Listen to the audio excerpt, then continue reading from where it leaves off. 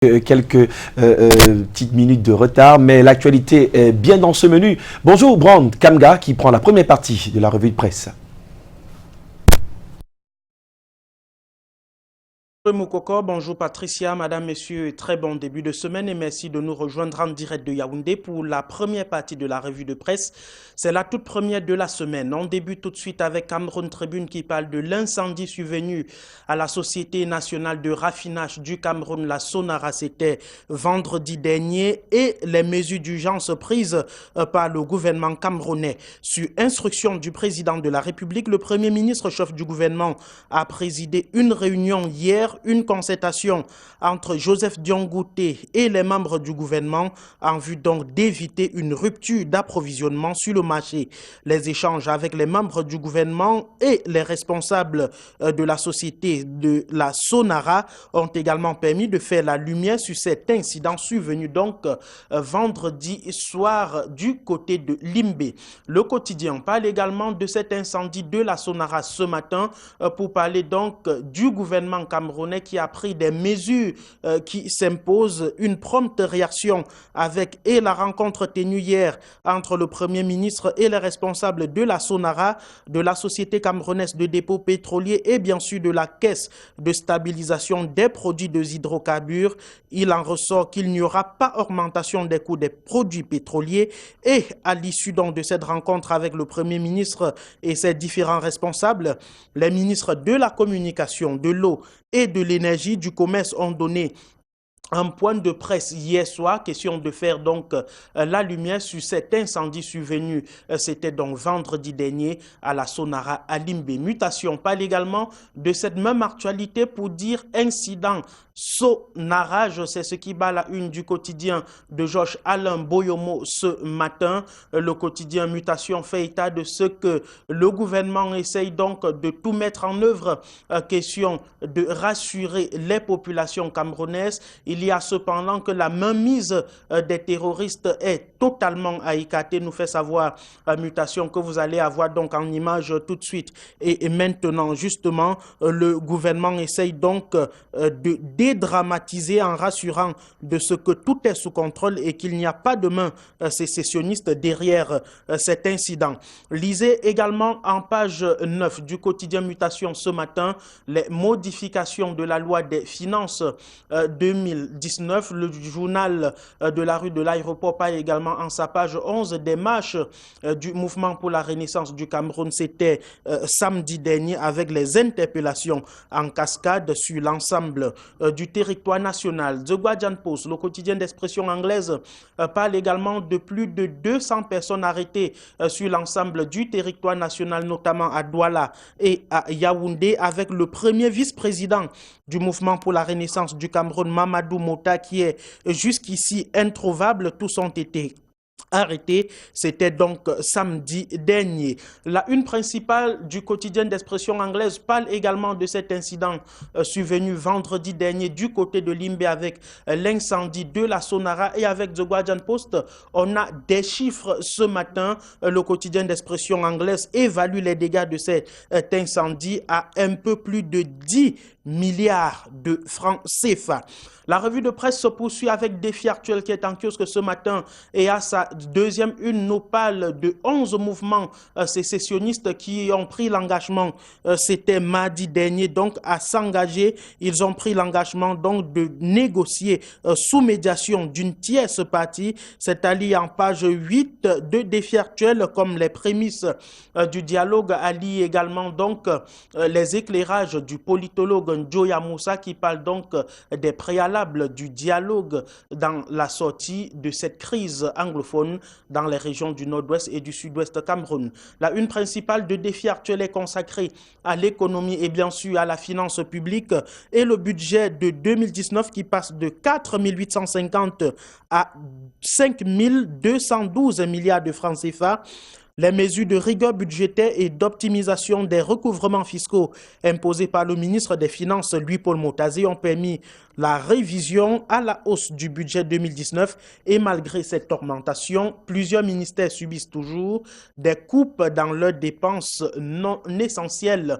C'est ce que fait savoir Défi Actuel ce matin. Le financier d'Afrique évoque également la hausse du budget 2019 pour parler donc de 5 212 milliards de francs CFA, les retombées des réformes de lui, Paul Motazé, qui sont intégrées au budget, et le financier d'Afrique donne les détails. Il s'agit de 36 milliards d'économies sur les dépenses de personnel, 50 milliards de francs CFA sur les blocages des précautions budgétaires, 24,5 milliards de recettes fiscales et douanières supplémentaires et 56 milliards de francs CFA de hausse de recettes pétrolières sont donc autant de gains qui sont incorporés dans le budget 2019. À lire en deuxième une du financier d'Afrique de ce matin, le boom du marché des eaux minérales au Cameroun depuis 2017. Il y a eu une augmentation de pratiquement 46,4% avec donc la multiplication des différentes sociétés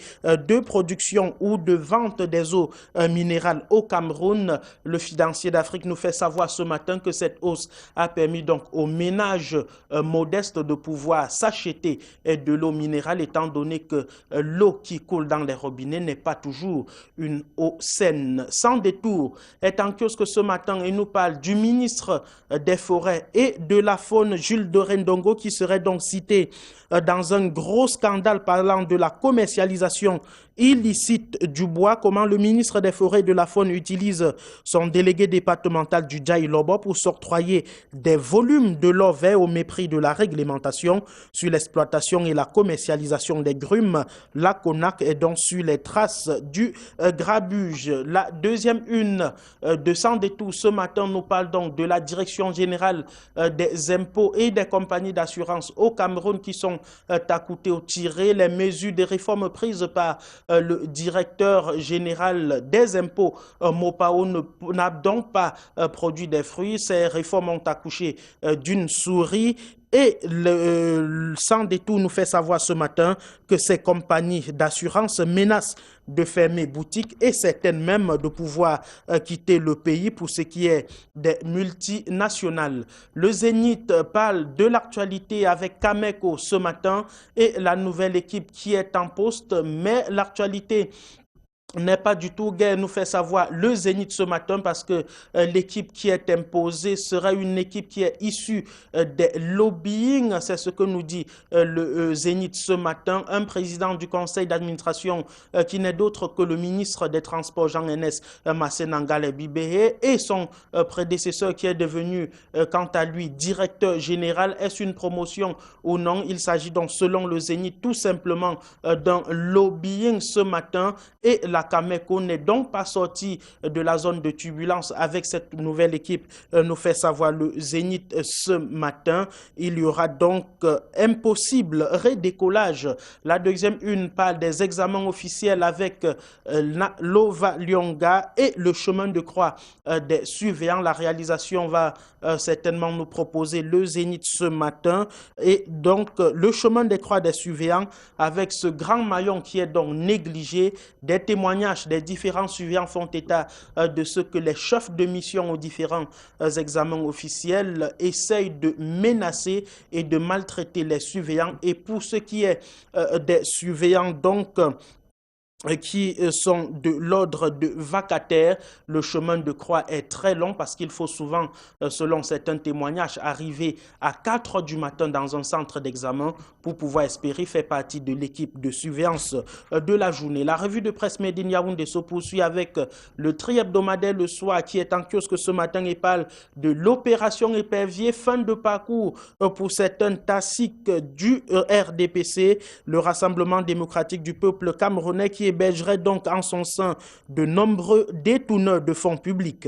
Selon une source crédible dans le sérail, le Rassemblement démocratique du peuple camerounais pourrait perdre certains de ses cadres et caciques qui sont sur le point d'être interpellés sous l'œil du cyclone du tribunal criminel spécial. Ces personnalités et indélicatesses avec fortune publique ont été notifiées d'une interdiction de sortie du territoire national pour certains et pour d'autres les dossiers sont presque bouclés. La une principale du tri-hebdomadaire Le Soir parle ce matin du tout premier salon de SAPTIC, ce salon donc réservé aux postes et télécommunications, aux technologies de l'information et de la communication, qui aura donc lieu du 2 au 5 juillet 2019 à l'esplanade de l'école des postes, ici même à Yaoundé. Le premier salon des télécoms au Cameroun. Ce salon est une plateforme d'échange et de rencontres autour de la problématique des postes et télécommunications et TIC et plus largement de l'économie numérique. L'actualité, c'est aussi les obsèques de Martin Bellinga Eboutou, l'ancien directeur du cabinet civil de la présidence de la République. Ces obsèques sont en préparation et le quotidien L'Épervier nous fait savoir ce matin que ça chauffe. Et pourquoi ça chauffe? Tout simplement parce que les évêques du Cameroun refusent de recevoir le corps de Martin Bellinga Eboutou dans les différentes cathédrales de Yaoundé, après avoir perdu la foi, noyé dans toutes les salles dossiers de la République. Sont-ils devenus fous? S'interroge le quotidien L'Épervier ce matin. Certains de ces prélats profitent de ces obsèques pour essayer de déstabiliser le président de la République, tandis que d'autres menacent même de déposer les soutanes pour protester contre le mauvais traitement réservé à la dépouille de l'ancien directeur du cabinet civil de la présidence de la République. Ces obsèques auront donc lieu samedi prochain. Ce sera donc le 6 juin 2019. Et pendant que ces obsèques auront lieu, l'archevêque métropolitain de Yaoundé, quant à lui, sera en train d'inaugurer la nouvelle paroisse de Kong. Il s'agit de la paroisse Saint-Pierre de Kong, ici même à Yaoundé. C'est la une principale de Réalité Plus ce matin qui parle de la paroisse Saint-Pierre de Kong, hôtel du Plateau, qui accueille sa nouvelle chapelle. L'événement sera présidé, je vous le disais donc, par Monseigneur Jean Baga, archevêque métropolitain de Yaoundé, le samedi 6 juillet. Ce sera plutôt le samedi 6 juillet, pas le 6 juin. Et l'édifice donc a grandi de plus de 2500 places assises et un dispositif d'accueil moderne financé à hauteur de 110 millions de francs CFA par les chrétiens sous la coordination du curé de la paroisse Saint-Pierre de Kong. La deuxième une de Réalité Plus, le journal de Paul Ngouari-Kindi, nous parle ce matin du préfet du Mayo-Bagno qui serait donc à couteau tiré avec l'ancien ministre Abba Sadou. Sur une requête de 10 pages, l'ex-ministre Élie Dumayo-Bagno dénonce les montages et les calculs politiques de son préfet à la veille des élections qui se tiennent donc en 2019. Le préfet du Mayo-Bagno, quant à lui, dans un rapport adressé au gouverneur de l'Adamawa, a tiré donc à boulet rouge sur l'ex-ministre, le qualifiant de danger pour la cohésion sociale. L'autre petite une de Réalité Plus est consacré au désordre urbain et le SOS pour demander au préfet d'Umfundi de voir ce qui se passe exactement avec la police municipale. Depuis que cette police a été un tout petit peu suspendue temporairement, les motos circulent un peu de partout dans la ville de Yaoundé. Yaoundé étouffe et il faut ramener Awara, s'écrit Réalité Plus ce matin. La saleté sévit un peu de partout en matière de désordre urbain et il faut donc prendre des mesures pour que la police municipale soit de retour ce matin. C'est ce que nous fait savoir le journal de Paul Ngouari-Kindi. On termine cette première partie de la revue de presse de ce lundi avec l'Albatros qui revient sur la célébration de la 47e édition de la fête de l'unité nationale pour parler de Paul Biya, le chef inébranlable, un air serein, oppressé, mais pas pressé. La silhouette inhabituelle du président de la République et celle de la première dame au boulevard du 20 mai à Yaoundé, c'était le 20 mai dernier, n'avait d'égal que le visage plutôt apaisé de celui que l'on se dit acculé et persécuté. De toutes parts, on ne se retrouve pas bientôt. Le code Biya nous fait savoir l'Albatros ce matin. On est donc très loin de la célébration du 20 mai 1972 et on dirait que 47 ans séparent ces deux journées, mais aussi beaucoup de choses et d'images à lire donc dans l'Albatros qui parle également de la célébration de l'unité nationale le 20 mai dernier dans le département de la Meufou et à Famba, ici même dans la région du centre, pour parler donc des couleurs de cette célébration et le vivre ensemble qui a été magnifié. La revue de presse se poursuit tout de suite et maintenant du côté de Douala, c'est avec Michael Tipio. Bonjour Michael.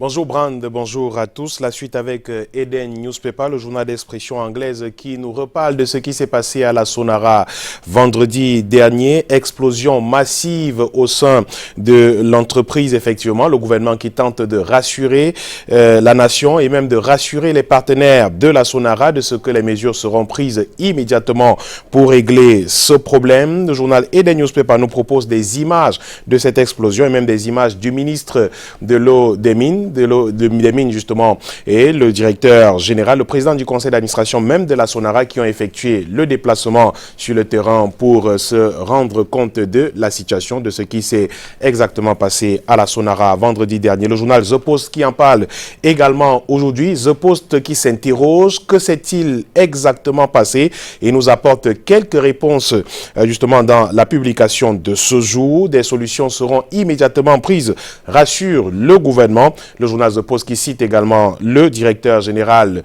de la Sonara qui, dans un communiqué rendu il y a quelques jours, tente effectivement de rassurer les uns et les autres de ce que tout sera fait pour que tout rentre dans l'ordre à la Sonara le plus tôt possible. Le journal The Post, toujours en kiosque ce jour, qui nous parle justement de ce rapport de réfugiés internationaux, une organisation non gouvernementale qui parle de la situation des personnes réfugiées et même des personnes déplacées au Cameroun, des personnes qui subissent la crise dite anglophone dans les régions du nord-ouest et du sud-ouest Cameroun, réfugiés internationaux qui estiment que le gouvernement n'a pas jusqu'ici pris des mesures qu'il fallait pour résoudre cette question. On parle plus de 1,3 million de personnes qui ont besoin d'assistance, qui sont justement persécutées par des séparatistes dans les régions du nord-ouest et du sud-ouest Cameroun. L'ONU est donc appelée à la rescousse pour régler ce problème, écrit le journal The Post en kiosque ce jour, qui s'appuie bien sûr sur ce rapport de réfugiés international. Et en parlant de la situation des droits de l'homme au Cameroun, l'effort camerounais, le journal catholique qui est également en kiosque ce jour, revient sur les accusations et contre-accusations qui pèsent sur notre pays au sujet du respect des droits de l'homme au Cameroun. Le Cameroun est donc peint en noir à l'international par ces organisations non gouvernementales qui parlent justement de torture et même de non-respect des droits de l'homme dans notre pays. Le journal s'appuie ce matin sur cette dernière sortie de la Commission africaine des droits de l'homme et des peuples à la suite d'une plainte du parti MRC et de son président Maurice Kamto. Les détails, c'est donc à lire en page 8 du journal L'Effort camerounais en kiosque ce jour et en version anglaise. The Star est également paru aujourd'hui. The Star qui parle de politique, de protestation bien sûr, avec ces marches des militants du mouvement pour la renaissance du Cameroun qui ont eu lieu samedi dernier à travers le pays. Le journal qui nous apprend que le premier vice-président du parti, Mamadou Mota, a été interpellé à Yaoundé.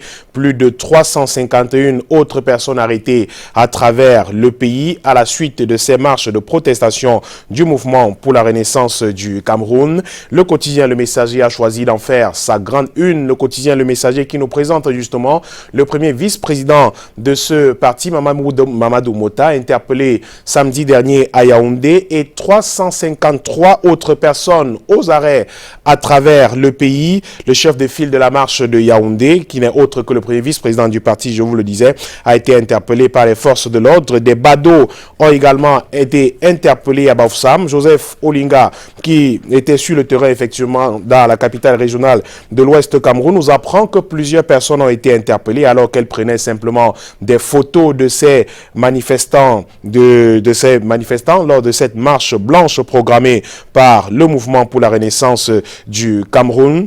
À Baganté, également, plus de 11 personnes ont été interpellées, toujours dans la région de l'ouest du pays. Des interpellations en masse, donc à travers tout le pays, à travers justement le pays et les villes où ces militants du MRC ont manifesté. C'était samedi dernier. Le Messager nous présente aussi le nouveau visage de la résistance du mouvement pour la renaissance du Cameroun. Elle s'appelle Tyrian Noah. À l'absence du président national Maurice Kamto et du premier vice-président Mamadou Mota, tous deux incarcérés. C'est 7 originaires du département de la Mefouya-Kono dans la région du centre qui présidera désormais aux destinées du parti politique, qui pourra prendre des décisions justement au nom de cette formation politique. Le portrait de Thierry Annois, cette dame présentée comme dame de fer, à lire dans le quotidien Le Messager en kiosque ce jour, et au pied de une du même journal Le Messager, on parle de la lutte contre les détournements publics au Cameroun et le jeu trouble détecté des émissaires du contrôle supérieur de l'État, des auditeurs qui sont parfois soudoyés, écrit le quotidien Le Messager pour produire de faux rapports sur la gestion des fonctionnaires indélicats dans notre pays. De sources bien introduites, écrit le quotidien Le Messager ce jour, les émissaires du ministre délégué à la présidence de la République chargé du contrôle supérieur de l'État à travers sa division des inspections et de contrôle des établissements publics et des organisations spécifiques se trouvent depuis quelque temps dans certaines industries à l'effet de procéder à des contrôles. Une initiative somme toute louable et salue le quotidien Le Messager, mais qui risque de ne pas produire des résultats escomptés tant ces contrôles, apprend-on, sont orientés et ne sont pas objectifs. Rose Mbahacha devrait donc interpeller ses collaborateurs sur le caractère on ne peut plus indélicat d'une telle mission, de telles missions justement à travers ces entreprises publiques, écrit le journal Le Messager en kiosque aujourd'hui. Le quotidien La Nouvelle Expression est également paru aujourd'hui, La Nouvelle Expression qui parle de répression policière aussi.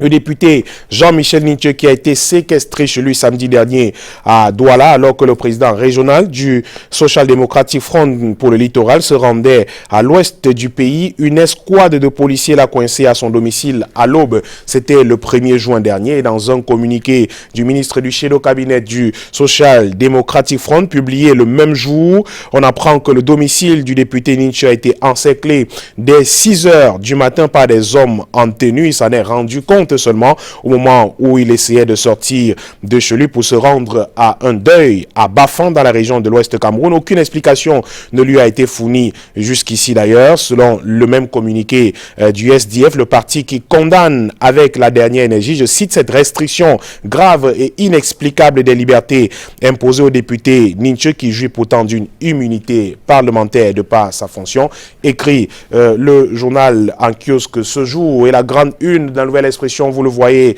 nous plonge, nous lance un œil justement dans le rétroviseur pour se rendre compte qu'il y a 2 ans, Monseigneur Bala décédait à Bafia, le 30 mai 2019 effectivement. Cela fait exactement 2 ans que Jean-Marie Benoît Bala a disparu dans la nuit. Son corps sera retrouvé dans les eaux de la Sanaga. Depuis lors, une guerre s'est ouverte entre la conférence épiscopale nationale du Cameroun et l'État du Cameroun au sujet du genre de mort. La Nouvelle Expression a revisité les faits et a palpé l'ambiance au sein du diocèse de Bafia.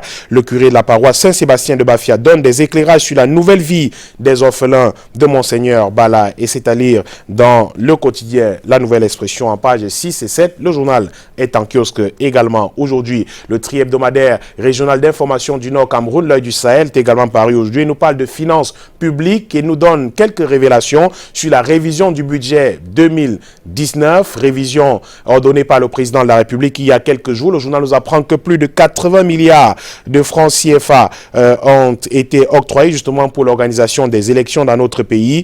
Les dépenses de fonctionnement en baisse de 50 milliards de francs CFA, plus de 26 milliards de francs CFA d'économie sur la masse salariale de l'État au Cameroun. On le sait donc, le Cameroun vient de revoir à la hausse son budget pour l'année 2019. C'était le 29 mai dernier. Précisément, le chef de l'État a pris une ordonnance portant révision de la loi des finances qui consacre une augmentation de plus de 361,5 milliards de francs CFA sur l'enveloppe budgétaire votée en novembre 2018 par les parlementaires. Plus précisément, écrit L'Œil du Sahel, le budget 2019 du Cameroun passe de 4 850,5 milliards de francs CFA à désormais 5 212 milliards de francs, soit une hausse de 7,5% en valeur relative. Mais au-delà de cette augmentation, tempère L'Œil du Sahel, cette augmentation de l'enveloppe budgétaire, plus de 60% du supplément représente le service de la dette, soit 225,57 milliards de francs CFA.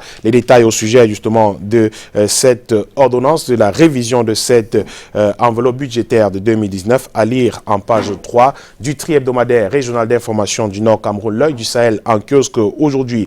Kalara, l'hebdomadaire du monde juridico-judiciaire, est également paru ce jour et à sa grande une, on parle de rebondissement, le retour d'Amadou Ali dans les dossier judiciaire. Paul Biya ramène l'ancien vice-premier ministre chargé de la justice pendant 10 ans pour faire contrepoids, écrit-il à Laurent Esso, dans la gestion de la magistrature au Cameroun. Alors que la date des élections législatives approche en dépit de la crise sécuritaire qui traverse le pays dans sa partie anglophone, Christophe Bobiokono écrit que le président de la République engage le chantier de la mise à jour des organes judiciaires ayant un incident plus ou moins direct dans la gestion du processus électoral. Première étape, le Conseil supérieur de la magistrature, dont 3 nouveaux membres ont été désignés, parmi lesquels un ancien ministre de la Justice. Décryptage et analyse donc à lire en page 3 du journal Kalara en kiosque ce jour. Au pied de une, le journal parle de fortune publique et la perception de Ngwaikele délesté de plus de 187 millions de francs CFA. Le comptable et ses complices se servaient de faux bons de commande pour soutirer de l'argent dans les caisses du trésor public. L'affaire est désormais au tribunal et c'est donc à lire les détails en page 5 du journal Kalara en kiosque ce jour. L'Indépendant nous reparle de ce qui s'est passé à la Sonara vendredi dernier. Un incendie mystérieux aux conséquences incalculables.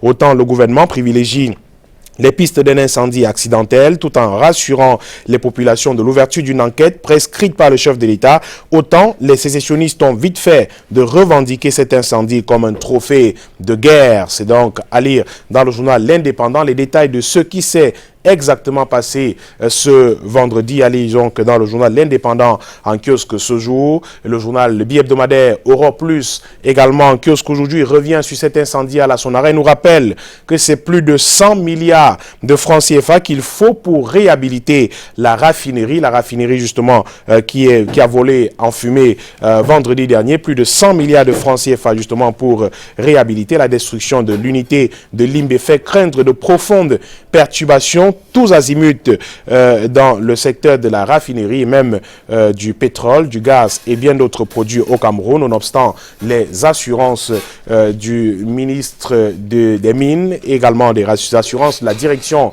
générale de la Sonara. C'est donc plus de 1000 milliards plutôt de francs CFA pour réhabiliter cette raffinerie qui a justement volé en fumée vendredi dernier. C'est avec le bi-hebdomadaire Europe Plus que nous mettons un terme à cette revue de presse nationale ce jour et on met le cap tout de suite, Patricia, si vous le permettez, à l'international. À l'international, on commence justement par le site de RFI qui nous parle du Soudan, avec les opérations militaires, des opérations militaires justement qui se poursuivent dans le pays. Nous apprend le site des opérations militaires qui se poursuivent dans le pays depuis un moment, avec justement qui se multiplient à Khartoum précisément contre des civils, des manifestants justement qui sont toujours dans les rues pour demander à l'armée de céder le pouvoir au peuple, et ces opérations militaires qui se multiplient de plus en plus à travers le pays, nous apprend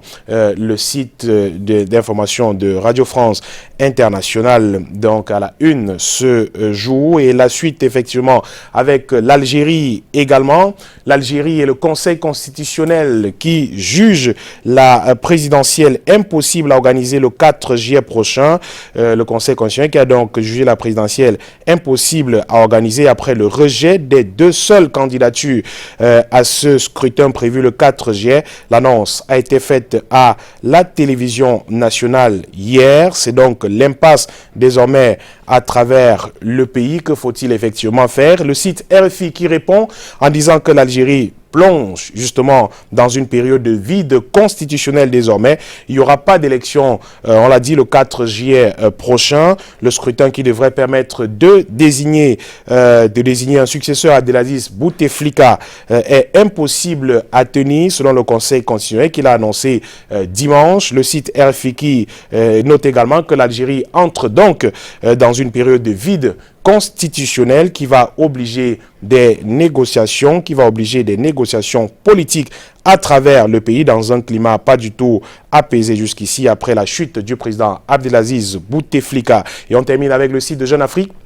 Il nous parle de l'affaire Floribert Chebeya, Paul Milamboué qui est désormais prêt à témoigner en République démocratique du Congo contre John Numbi et Joseph Kabila, témoins clés et co-accusés dans l'affaire Floribert Chebeya. L'ex-policier est en attente d'un procès au Sénégal, condamné à mort par contumace en RDC et continue d'incriminer Joseph Kabila dans le meurtre du défenseur des droits de l'homme à Kinshasa le 1er juin 2010. Jeune Afrique l'a rencontré à Dakar. C'est donc un entretien à lire sur le site de l'hebdomadaire panafricain de ce jour, à une bien sûr de ce jour, le site, le journal en ligne naturellement. C'est avec cette information que nous terminons cette revue de presse de lundi.